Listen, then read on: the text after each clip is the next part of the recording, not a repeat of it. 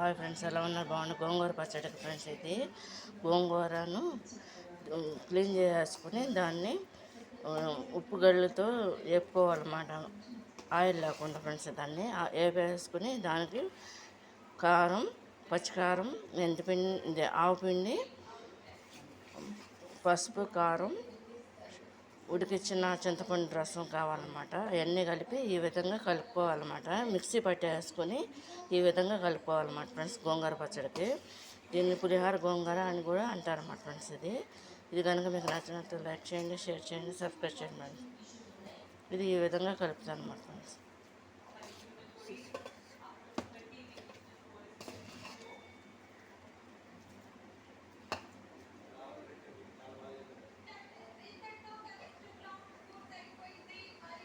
చింతపండు ముందుగా ఏంటంటే వేడి నీళ్ళలో ఉడికించుకోవాలన్నమాట. ఉడికించుకున్నాక చింతపండు రసం కూడా తీసేసి అది మళ్ళీ మరిగిచ్చేసి చింతపండు రసాన్ని ఈ విధంగా కలుపుకోవాలన్నమాట. మొత్తం అంతా కూడా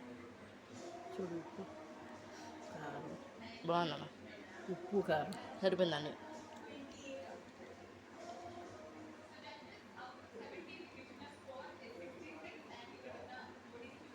ఇది కనుక మీకు నచ్చినట్టు లైక్ చేయండి, షేర్ చేయండి, సబ్స్క్రైబ్ చేయండి. గోంగూర పచ్చడి అన్నమాట ఫ్రెండ్స్.